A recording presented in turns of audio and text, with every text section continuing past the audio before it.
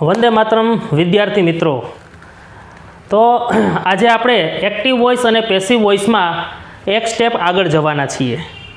અત્યાર સુધીમાં આપણે એક્ટિવ વોઇસ અને પેસિવ વોઇસની અંદર કઈ રીતે વિધાન વાક્યો બને છે, દરેક કાળની અંદર પણ આપણે વિધાન વાક્યોને એક્ટિવ વોઇસમાંથી પેસિવ વોઇસમાં કેમ ફેરવવા એના વિશે પણ ચર્ચા કરી લીધી.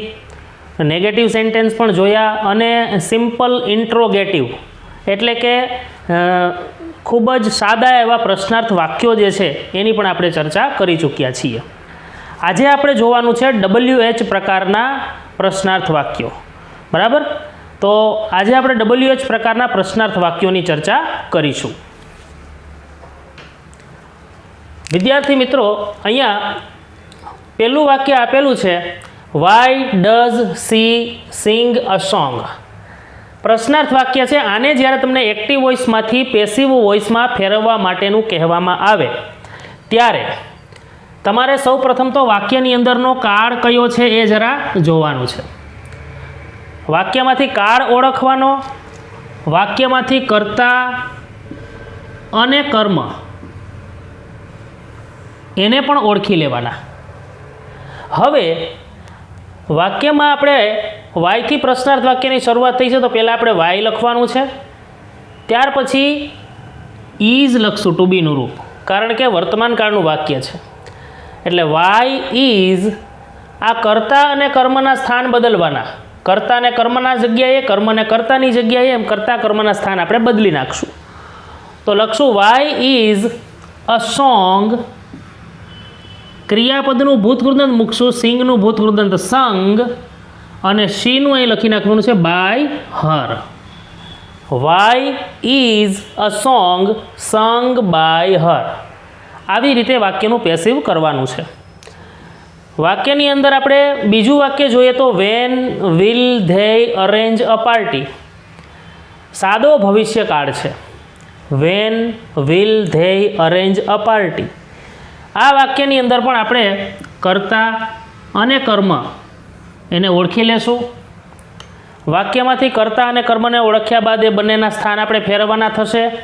સૌપ્રથમ વાક્યમાં વેન મૂકશું, ત્યાર પછી વિલ, ભવિષ્યકાળ છે તો વિલનું વિલ એમને મૂકી દેશું. આપણને મનમાં એવું થાય કે જ્યારે એક્ટિવમાંથી પેસિવમાં ફેરવીએ ત્યારે વિલનું તો વિલ બી કરીએ છીએ. બરાબર, વિલ બી, તો અહીંયા વિલની સાથે બી અહીંયા શું કામ નથી લખ્યું? કારણ કે હંમેશા એટલું યાદ રાખજો કે વાક્યમાં બી, પછી બીન અને બીઇંગ, બરાબર, આ ત્રણેય શબ્દો જે છે એને હંમેશા ક્રિયાપદની સાથે રાખવાના છે, ક્રિયાપદથી એને અલગ પાડવાના નથી. ઓકે, તો વાક્યમાં આપણે શરૂઆતમાં લખ્યું છે વેન વિલ, ત્યાર પછી અ પાર્ટી. આપણો જે કર્મ છે એને આપણે અહીંયા લઈ લીધો છે, વેન વિલ અ પાર્ટી. ત્યાર પછી બી અરેન્જડ, ક્રિયાપદ અરેન્જનું આપણે ભૂતકૃદંત લખીએ છીએ અને એની સાથે આપણે બી શબ્દ જોડી દઈએ છીએ. When will a party be arranged by you. Sorry, અહીંયા આપણી ભૂલ છે, બાય યુ નહીં પરંતુ બાય ધેમ. અહીંયા ધ્યેય આપેલું છે એટલે એનું આપણે ધેમ લખી નાખશું. બરાબર, ત્યાર પછી ત્રીજું વાક્ય છે which book did you buy. તો which book did you buy, આ વાક્યની અંદર વાક્યમાં કર્તા તો છે યુ, પરંતુ આ વાક્યમાં કર્મ નથી. બાય ક્રિયાપદ છે, ક્રિયાપદ પછી કર્મ હોવો જોઈએ, પરંતુ અહીંયા કર્મ આપેલો નથી. તો આપણે શું કરવાનું? જેમાં કર્મ ન આપ્યો હોય તો એમાં કર્તા અને ક્રિયાપદના સ્થાન બદલી નાખવાના. વિચ બુક આપણે એમનેમ લખેલું છે, નીચે લખેલું છે પેસિવમાં વિચ બુક. ડીડ લખેલું છે તો ડીડનું આપણે અહીં લખી નાખશું વોઝ, કારણ કે ભૂતકાળની અંદર ટુ બીનું રૂપ મૂકવાનું થાય છે was. Which book was bought, બાયનું ભૂતકૃદંત બોટ બાય યુ. ત્યાર પછી ચોથું વાક્ય how can I help you. તો how can I help you એની અંદર આ છે કર્તા અને આ છે કર્મ, એ બંનેના સ્થાન બદલવાના છે. તો પહેલાં આપણે હાવનું અહીંયા હાવ લખી નાખશું, કેનનું કેન લખી નાખશું, કર્તા કર્મના સ્થાન બદલશું, યુને અહીંયા લખી નાખશું. બરાબર, આ કર્મ છે ને કર્તાના સ્થાને મૂક્યો અને અહીંયા આપણે લખ્યું છે બી હેલ્પડ. બરાબર, તમે જાણો છો કે સિમ્પલ મોડેલ ઓક્ઝિલરીની અંદર કેનનું કેન બી કરાય, એક્ટિવમાંથી પેસિવમાં ફેરવો ત્યારે કેન હોય તો કેન બી કરાય, શુડ હોય તો શુડ બી કરાય, મસ્ટ હોય તો મસ્ટ બી કરાય, માઇટ હોય તો માઇટ બી કરાય, વુડ હોય તો વુડ બી કરાય, અને શેલ અને વિલ હોય તો એનું શેલ બી અથવા વિલ બી કરાય. અને બીને કોની સાથે રાખવાનું? ક્રિયાપદની સાથે. બરાબર. તો વાક્યમાં આપણે લખશું હાવ કેન, પછી you be helped by me. ત્યાર પછી 5મું વાક્ય. હવે આ 4 વાક્યો જે આપણે જોયા એની અંદર આપણે શું જોયું કે વાક્ય WH પ્રકારનું હોય તો પણ કર્તા કર્મને ઓળખો, કર્તા કર્મના સ્થાન બદલી નાખો, વર્તમાન કાળ હોય તો એમિઝારનો ઉપયોગ કરો, ભૂતકાળ હોય તો વોઝવેરનો ઉપયોગ કરો, અને ભવિષ્યકાળ હોય તો શેલ બી વિલ બીનો ઉપયોગ કરો. બરાબર. અને શેલ બી વિલ બીનો ઉપયોગ કરતી વખતે વાક્યમાં જે બી છે એને હંમેશા ક્રિયાપદની સાથે રાખો. મિત્રો પણ હવે આપણે એવું જોઈએ કે વાક્યની અંદર હુથી પ્રશ્નાર્થ વાક્ય બનાવ્યું હોય તો જ્યારે હુથી વાક્ય બને ને ત્યારે એમાં કર્તા નીકળી જાય, મતલબ કે વાક્યમાં સબ્જેક્ટ હોતો નથી. તો અહીંયા હુથી વાક્ય બનાવેલું છે, હુ કોલ્સ યુ. આ વાક્યમાં કર્તા નથી. આ વાક્યની અંદર અહીંયા ક્રિયાપદ છે અને એની સાથે અહીંયા કર્મ આપેલું છે. તો આપણી પાસે કર્તા ના હોય તો આપણે આ ક્રિયાપદ અને કર્મ જે છે એના સ્થાન બદલશું, મતલબ કે યુને અહીંયા અને કોલ્સને અહીંયા. યુને અહીંયા લઈ આવશું અને કોલ્સને અહીંયા લઈ જઈએ ત્યારે કોલ્સ જે છે એનું આપણે ભૂતકૃદંત મૂકવાનું થશે, અને હુનું આપણે કરવાનું થાય છે બાય હુમ. આ યાદ રાખશું આપણે. હુવાળા વાક્યનું પેસિવ કરીએ ત્યારે એમાં શું મૂકવાનું થાય છે? બાય હુમ. પછી આમાં વર્તમાન કાળ છે એટલે ટુ બીનું રૂપ આવશે આર યુ અને called. By whom are you called. આવી રીતે પેસિવ કરવાનું છે. તમે આ 5 વાક્યો જે છે WH પ્રકારના, બરાબર, તો એની અંદર તમે સમજી ગયા હશો કે કેવી રીતે આપણે વાયથી, વેનથી, વિચ, હાવ કે હુ વડે પ્રશ્નાર્થ વાક્ય બનાવ્યા હોય તો એને શું ધ્યાન રાખવાનું છે. ખાસ કરીને હુવાળા વાક્યમાં ધ્યાન રાખજો કે હુનું બાય હુમ કરવાનું છે, એના પછી યોગ્ય ટુ બીનું રૂપ મૂકવાનું છે, વર્તમાન કાળ હોય તો એમિઝાર, ભૂતકાળ હોય તો વોઝવેર. એના પછી તમારે યોગ્ય કર્તા મૂકવાનો છે, જે કર્મ હતો એને આપણે કર્તા બનાવ્યો છે એ, અને પછી ક્રિયાપદનું ભૂતકૃદંત મૂકવાનું છે. બરાબર. બીજા થોડાક ઉદાહરણ આપણે જોઈએ હવે.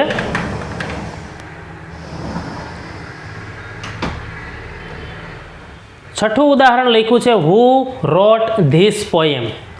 તો હુ રોટ ધીસ પોએમ, આ વાક્ય જે છે એ પણ સાદા ભૂતકાળનું છે. બરાબર. તો અહીંયા હુનું આપણે શું કરેલું છે? By whom. By whom. To બીનું રૂપ અહીંયા મૂક્યું છે વોઝ, અને અહીંયા આપણે આ ક્રિયાપદ અને આ છે એનું કર્મ, એ બંનેના સ્થાન બદલાવેલા છે. By whom was this poem written. બરાબર. ધીસ પોએમને આગળ મૂકી દીધું છે અને રોટ જે છે એને ધીસ પોએમની જગ્યાએ, મતલબ કે બંનેના સ્થાન આપણે બદલાવેલા છે. By whom was this poem written. 7મું વાક્ય છે who has sent him. Who has sent him. બરાબર. આની અંદર આ ક્રિયાપદ છે અને આ છે કર્મ. તો આ બંનેના સ્થાન આપણે બદલશું. હુનું આપણે લખવાનું છે બાય હુમ હેઝ.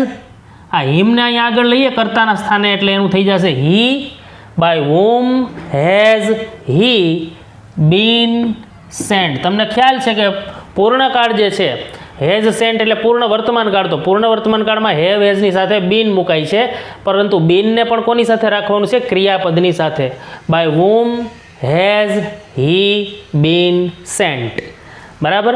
ત્યાર પછી 8મું વાક્ય. આપણે 3 ઉદાહરણ, 5મું, 6મું અને 7મું, આ 3 ઉદાહરણ આપણે હુવાળા જોયા. હવે આપણે વોટથી વાક્ય બનાવીએ. તો વોટથી જ્યારે તમે વાક્ય બનાવશો ત્યારે વાક્યમાંથી સામાન્ય રીતે કર્મ નીકળી જતું હોય. જ્યારે આપણે હુથી વાક્ય બનાવીએ તો કર્તા નીકળી જાય, એમ વોટથી વાક્ય બનાવીએ ત્યારે એમાંથી કર્મ નીકળી જતું હોય છે. તો આ વાક્યની અંદર વોટ ડીડ યુ સે, આની અંદર આપણી પાસે કર્તા છે અને આની અંદર આપણી પાસે ક્રિયાપદ છે. તો હવે આપણે એ બંનેના સ્થાન બદલશું. બરાબર. વોટનું વોટ, ભૂતકાળ છે ડીડ એટલે અહીંયા આપી દીધો છે was. What was said by you. તમે જોઈ શકો છો કે અહીંયા આપણે બંનેના સ્થાન બદલાવેલા છે. બરાબર. સે જે છે ને અહીંયા લઈ લીધું ને યુને અહીંયા લઈ લીધું. સેને અહીંયા લીધું એટલે એનું સેડ લખેલું છે, યુને અહીંયા લીધું એટલે એનું બાય યુ લખેલું છે. What was said by you. બરાબર. 9મું વાક્ય છે વોટ કેન આઈ ડુ. તો એમાં પણ પહેલાં આપણે વોટ લખીશું, પછી કેન લખીશું, વોટ કેન, ત્યાર પછી ડુને જ્યારે અહીંયા કર્તાના સ્થાને લઈ આવીએ ત્યારે એનું થઈ જશે બી ડન. બરાબર. What can be done by me, આઈનું શું થઈ ગયું છે? By me. બરાબર. અને 10મું વાક્ય what will you teach. What will you teach એમાં પણ પહેલાં આપણે વોટ લખવાનું છે, ત્યાર પછી વિલ લખવાનું છે. ટીચને જ્યારે આગળ લેશું ત્યારે ટીચનું થઈ જશે બી ટોટ. બરાબર. અહીંયા બી શું કામ આવ્યું? કારણ કે સેલ અને વિલમાં આપણે સેલ બી અને વિલ બી પેસિવ કરીએ ત્યારે સેલ બી અથવા વિલ બી મૂકવાનું હોય છે. જેવી રીતના મોડેલ ઓક્ઝિલરીમાં કેનમાં આપણે કેન બી મૂકેલું છે. બરાબર. તો what will be taught by you.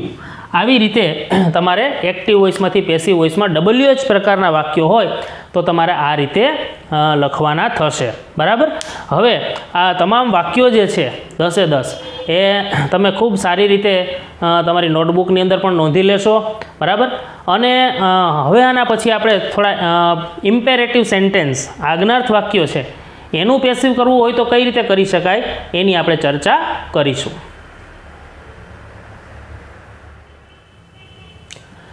તો વિદ્યાર્થી મિત્રો, ચાલો હવે આપણે એના પછી જોઈએ ઇમ્પેરેટિવ સેન્ટેન્સીસ. ઇમ્પેરેટિવ સેન્ટેન્સીસ એટલે થાય છે આજ્ઞાર્થ વાક્યો. બરાબર. અચ્છા, આજ્ઞાર્થ વાક્ય કોને કહેવાય? કે જે વાક્ય ક્રિયાપદથી શરૂ થતા હોય એવા તમામ વાક્યોને આજ્ઞાર્થ વાક્ય કહેવામાં આવે છે. બરાબર. ક્રિયાપદથી શરૂ થતા વાક્યો જે હોય એમને આજ્ઞાર્થ વાક્યો કહેવાય. અહીંયા આપણે લખ્યું છે કે ભાઈ આજ્ઞાર્થ વાક્યોનું પેસિવ કરવા માટે વાક્યના ભાવ પ્રમાણે નીચે મુજબ ફેરફાર કરવા. આજ્ઞાર્થ વાક્યોનું તમારે પેસિવ કરવું હોય તો તમારે એમાં વાક્યનો ભાવ જોવો પડે. મતલબ કે વિનંતીનો ભાવ છે, સલાહનો ભાવ છે, એમાં હુકમ કરવામાં આવ્યું છે, સૂચના આપવામાં આવી છે, સૂચન કરવામાં આવ્યું છે, કે એમાં ધમકી આપવામાં આવી છે, કે એમાં ચેતવણી આપવામાં આવી છે, શું છે એનો ભાવ કયો છે. ધારો કે વિનંતીનો ભાવ હોય તો યુ આર રિક્વેસ્ટેડ, સલાહનો ભાવ હોય તો યુ આર એડવાઇઝડ, હુકમનો ભાવ હોય તો યુ આર ઓર્ડર્ડ, સૂચના આપવામાં આવી હોય તો યુ આર ઇન્સ્ટ્રક્ટેડ. બરાબર. સૂચન કરવામાં આવ્યું હોય તો યુ આર સજેસ્ટેડ. માની લો કે કોઈને ધમકી આપવામાં આવી હોય તો યુ આર થ્રેટન્ડ. માની લો કે કોઈને ચેતવણી આપવામાં આવી હોય તો એને આપણે વોર્નિંગ કહીએ છીએ, તો એમાં લખાય યુ આર વોર્ન્ડ. બરાબર. તો આવી રીતે આજ્ઞાર્થ વાક્ય જે છે એનો ભાવ કેવો છે એ જોયા પછી તમે એનું પેસિવ કરો. જેમ કે અહીંયા ઉદાહરણમાં લખેલું છે કે please help me, please help me. બરાબર. તો એને આપણે પેસિવ કરવું હોય તો શું લખવાનું છે કે you R requested, you are requested to help me. જો ખાલી મેં ટુ વડે વાક્યને જોડી દીધું છે, આગળ ખાલી મેં મૂક્યું છે યુ આર રિક્વેસ્ટેડ. બરાબર. પછી ટુ વડે પાછળનું વાક્ય જોડી દીધું. આવી રીતે તમે આજ્ઞાર્થ વાક્યોના પેસિવ કરી શકો છો. બીજું ઉદાહરણમાં લખેલું છે માર્ચ.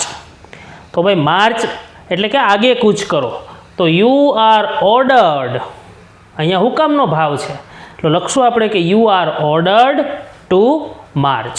બરાબર. તો આવી રીતે તમારે લખવાનું થશે. ત્રીજું વાક્ય જે છે એમાં લખ્યું છે કે don't eat fast food. Don't eat fast food નકાર વાક્ય છે, તો યુ આર એડવાઇઝડ, સલાહ આપેલી છે અહીંયા, તો you are advised not to. અહીંયા જે ડોન્ટ લખેલું છે ને એનું આપણે લખી નાખ્યું છે નોટ ટુ. બરાબર. ડોન્ટનું લખી નાખ્યું છે નોટ ટુ. બાકીનું વાક્ય એમને ઈટ ફાસ્ટ ફૂડ. બરાબર. ત્યાર પછી ચોથું વાક્ય છે don't play with fire. Fire એટલે આગ. Don't play with fire.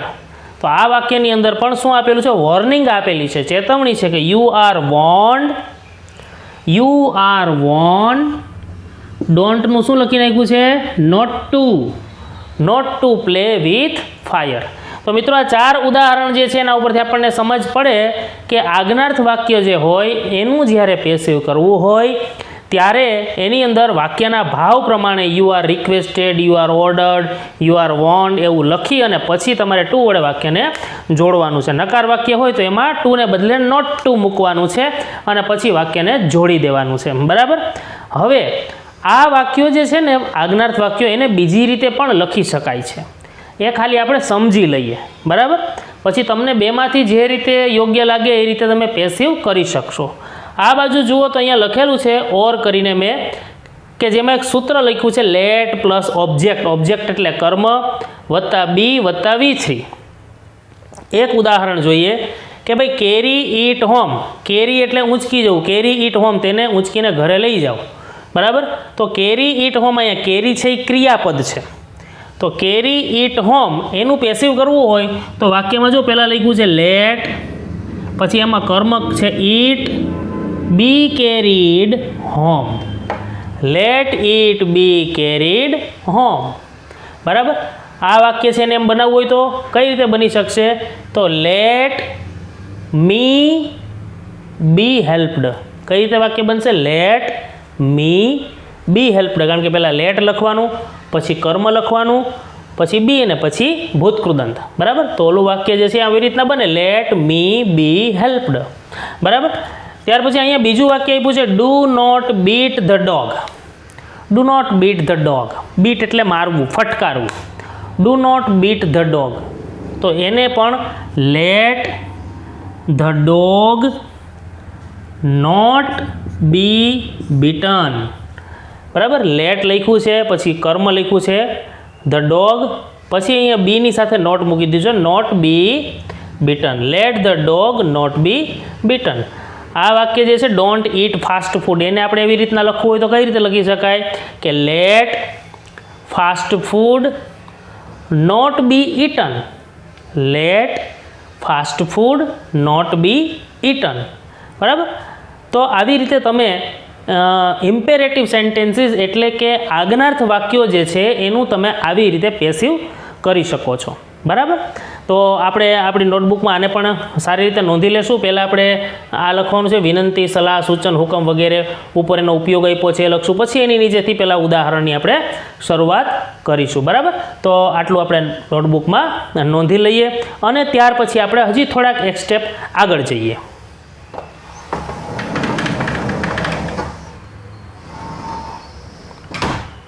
Infinitive. Infinitive એટલે કે ટુ વાળું ક્રિયાપદ. ઇન્ફિનિટિવ એટલે ટુ વાળું ક્રિયાપદ. અને એવા વાક્યો હોય એનું પેસિવ કરવું હોય ત્યારે શું ધ્યાન રાખશું? જેમ કે કાવ્યા હેઝ ટુ ડુ હોમવર્ક. અહીંયા હેઝ ટુ ડુ જે છે, કાવ્યા હેઝ ટુ ડુ હોમવર્ક, તેમાં ટુ વાળું રૂપ મૂકેલું છે, ઇન્ફિનિટિવ છે. તો એની અંદર આ કર્મ બને છે હોમવર્ક, એને આપણે આગળ લખી નાખ્યો છે homework has to be done by Kavya. તો તમારે ખાસ ધ્યાન એ રાખવાનું છે કે હેઝ ટુ ડુ એનું ખાલી થઈ ગયું છે ટુ બી ડન. ટુ ડુનું શું કર્યું છે? ટુ બી ડન, બરાબર. બીજું વાક્ય છે I want to buy the Audi car. I want to buy the Audi car. તો એમાં આપણે બે રીતે વાક્ય બનાવેલું છે. આઈ વોન્ટ ટુ બાય, આટલું જે ક્રિયાપદ છે એમાં આને કર્મ બનાવ્યો ધ ઓડી કારને. આપણે આગળ એમને લખી નાખ્યું આઈ વોન્ટ, પછી લખ્યું છે આ કર્મ the Audi car to be bought. I want the Audi car to be bought. અથવા ધ ઓડી કાર શબ્દને તમે સાવ આગળ મૂકીને પણ વાક્ય બનાવી શકો. ધ ઓડી કાર, તો અહીંયા તમારે વોન્ટ્સ લખવું પડશે, કારણ કે સાદો વર્તમાન કાળ છે. આઈ સાથે વોન્ટ હતું, તો ઓડી કાર ત્રીજો પુરુષ એક વચન થાય, એની સાથે તમારે વોન્ટ્સ લખવું પડે. The Audi car wants to be bought by me. આવી રીતે વાક્ય બનશે. ત્રીજું વાક્ય છે Jahnavi wishes to get the first prize. તો આપણે જાહ્નવી વિશિસ એમનેમ લખી નાખશું અને ધ ફર્સ્ટ પ્રાઇઝ જે છે એને આપણે કર્મને કરતા બનાવ્યું. અહીંયા the first prize to be got, બરાબર. ટુ ગેટનું શું કર્યું? To be got. Bobby likes to write letters. તો અહીંયા પણ બોબી લાઇક્સ એમનેમ રાખ્યું છે અને લેટર્સ શબ્દ જે છે એને આપણે આગળ મૂક્યો છે લેટર્સ, અને ટુ રાઇટનું શું લખી નાખ્યું છે? ટુ બી રિટન. થોડાક ફેરફારવાળા એ પેસિવ વોઇસના વાક્યો છે આ. ખાસ કરીને ઇમ્પેરેટિવ સેન્ટેન્સીસ અને ઇન્ફિનિટિવવાળા જે સેન્ટેન્સ છે એ થોડાક ફેરફારવાળા વાક્યો છે. એક્ટિવ પેસિવની અંદર સામાન્ય રીતે તમે કરતા ને કર્મ, કર્મને કરતા, ટુ બીનું રૂપ, ભૂતકૃદંત મૂકો, બાય મૂકો, આ કરીને પછી વાક્ય બનાવી નાખો. આવું તમે સામાન્ય રીતે શીખતા હો છો. મિત્રો, સામાન્ય વાક્ય એટલે કે વિધાન વાક્યો જે છે ને એને તો તમે ખૂબ સારી રીતે લખી શકો. થોડી પ્રેક્ટિસની જરૂર પડે. પ્રેક્ટિસ વગર બધું ભૂલાઈ જાય. એક્ટિવ વોઇસ ને પેસિવ વોઇસની અંદર પ્રેક્ટિસ ખૂબ જ મહત્ત્વની છે. બરાબર. તો તમે પ્રેક્ટિસ સારી એવી આની કરજો, સાદા વાક્યોની, નકાર વાક્યોની, પ્રશ્નાર્થ વાક્યોની, બરાબર. અને જે ફેરફારવાળા વાક્યો છે જેમ કે હુવાળા, વોટવાળા, ત્યાર પછી ઇમ્પેરેટિવ, બરાબર, અને આ ઇન્ફિનિટિવવાળા જે વાક્યો આપણે જોયા, આ થોડાક ફેરફારવાળા વાક્યો છે, એમાં કંઈક યાદ રાખવું પડે છે અને પછી આપણે પેસિવ બનાવવાનું હોય છે, બરાબર. તો આશા રાખું છું કે તમે આ બધી વાતોને યાદ રાખશો. હજી આપણે એક નાની એવી નોંધ કરવાની છે એક્ટિવ વોઇસ પેસિવ વોઇસની અંદર, એ નાની એવી નોંધ કરી લઈએ અને ત્યાર પછી આપણે એક એક્સરસાઇઝ તરફ જવાના છીએ. હા, તો વિદ્યાર્થી મિત્રો, આપણે એક નોંધ લખી લઈએ કે જે વાક્યોમાં કર્તા તરીકે વી, પીપલ, પછી ફાર્મર, ધ ગવર્મેન્ટ વગેરે જેવા કરતા હોય તો ઘણી વખત તેને બાય વડે જોડવાની જરૂર રહેતી નથી. એવા ઘણા બધા સબ્જેક્ટ, એવા ઘણા બધા કરતા છે જેમ કે વી, પીપલ, કે જેને પછી છેલ્લે બાય વડે કહેવાની જરૂર રહેતી નથી. તમે બાય વડે એને ન જોડો તો પણ વાક્યનો અર્થ તો સરખો જ નીકળે છે. જેમ કે અહીંયા એક ઉદાહરણ આપેલું છે કે વી સ્પીક ગુજરાતી ઇન ગુજરાત. આપણે ગુજરાતમાં ગુજરાતી બોલીએ છીએ. આ વાક્યની અંદર જ્યારે આપણે એનું પેસિવ કરવા જઈશું ત્યારે વાક્યમાં સ્પીક ક્રિયાપદ છે એટલે એના પછી અહીંયા આપેલું છે કર્મ. તો આપણે ગુજરાતી શબ્દને આગળ લખીને Gujarati is spoken in Gujarat by us કહેવાની જરૂર નથી. ગુજરાતી ગુજરાતમાં બોલાય છે અમારા દ્વારા એવું કહેવાની જરૂર નથી. બધાને ખબર જ હોય કે આપણા દ્વારા જ બોલાતું હોય, બરાબર. તો Gujarati is spoken in Gujarat એવી રીતે વાક્ય લખવાનું થાય, એમાં ક્યાંય બાય વડે શબ્દને જોડવાનો રહેતો નથી. બીજું ઉદાહરણ છે farmers grow mangoes in Talala. ખેડૂતો તાલાળામાં કેરી ઉગાડે છે. તો અહીંયા આ ગ્રો છે એ ક્રિયાપદ છે. મેંગોઝ શબ્દને આગળ લખીને વાક્ય બનાવેલું છે mangoes are grown in Talala. By farmers કહેવાની જરૂર નથી કે ખેડૂતો દ્વારા ઉગાડવામાં આવે છે, કહેવાની જરૂરિયાત રહેતી નથી. ત્રીજું વાક્ય છે people play cricket in all over the world. લોકો આખી દુનિયામાં ક્રિકેટ રમે છે. તો એની અંદર પણ અહીંયા પ્લે ક્રિયાપદ છે. ક્રિકેટ શબ્દને આપણે આગળ લખી નાખ્યો છે cricket is played in all over the world by people લખવાની જરૂરિયાત નથી. ચોથું વાક્ય છે કે the government has passed the bill of triple talaq. The government has passed the bill of triple talaq. આની અંદર ધ બિલ ઓફ ટ્રિપલ તલાક જે છે એને આપણે કરતા બનાવીએ. The bill of triple talaq has been passed. Has પાસ્ડનું શું કરી નાખ્યું? Has been passed by the government એવું પણ એમાં કહેવાની જરૂર નથી, કારણ કે આવા બધા જે બિલ છે સરકાર દ્વારા જ પાસ થતા હોય છે. તો મિત્રો અહીંયા આપણે એક્ટિવ પેસિવ જે છે એની વાત અહીંયા આપણે પૂર્ણ કરીશું. એક્ટિવ પેસિવની અંદર જેટલું તમને સમજાવવાનું હતું, જેટલા પ્રકારના વાક્યો, બધા જ પ્રકારના વાક્યો તમને સમજાવી દીધા છે. હવે તમને તમારા ગ્રુપની અંદર એક આપણે PDF ફાઇલ મોકલવાના છીએ કે જેની અંદર આની એક્સરસાઇઝના ઘણા બધા સેન્ટેન્સ આપેલા છે. સેન્ટેન્સ પણ છે અને પેરેગ્રાફ પણ છે. તો તમામ વિદ્યાર્થી મિત્રોએ આવતા વીકમાં જ્યારે ગુરુવારે પહેલો લેક્ચર આવે ત્યાં સુધીમાં તમારે એની પહેલાં તમારા એક્ટિવ અને પેસિવ વોઇસના જે આપણે વાક્યો તમને PDF સ્વરૂપે આપીએ છીએ એ બધા જ તમારી ગ્રામરની નોટબુકમાં લખી લેવાના છે. સોલ્યુશન સાથે કમ્પ્લીટ બધું લખી લેવાનું છે એની અંદર. અને એમાં જો કોઈને કાંઈ પ્રશ્ન હોય તો એમણે પર્સનલી મને મેસેજ કરી દેવાનો છે. તો એમનો કાંઈ પ્રશ્ન હશે તો સોલ્યુશન કરીશું.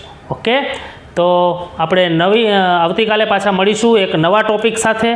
આવતીકાલથી આપણે ઈમેલ રાઇટિંગની થોડી ચર્ચા કરવાના છીએ, કારણ કે નજીકના ભવિષ્યમાં આપણી પરીક્ષાઓ કદાચ આપણે લેવાના છીએ. તો આપણે હવે થોડું કોમ્પ્રિહેન્શન તરફ જઈએ, મતલબ કે ઈમેલ રાઇટિંગ જોઈએ, ત્યાર પછી ઇન્ફોર્મેશન ટ્રાન્સફર જોઈએ, બરાબર. ગ્રામરની અંદર આપણે જેટલા મુદ્દા હમણાં ચલાવ્યા છે અત્યાર સુધીમાં, ખાસ કરીને બધા ટેન્સ ચલાવ્યા છે, આ એક્ટિવ વોઇસ પેસિવ વોઇસની ચર્ચા કરી છે, અને ટેન્સ ચલાવતા વચ્ચે અમુક 2-3 ફંક્શન પણ તમને ભણાવ્યા છે, બરાબર. તો હવે આપણે આવતીકાલે ઈમેલ રાઇટિંગની ચર્ચા કરીશું. ઓકે, આપ સૌ વિદ્યાર્થી મિત્રોનો ખૂબ ખૂબ આભાર. વંદે માતરમ.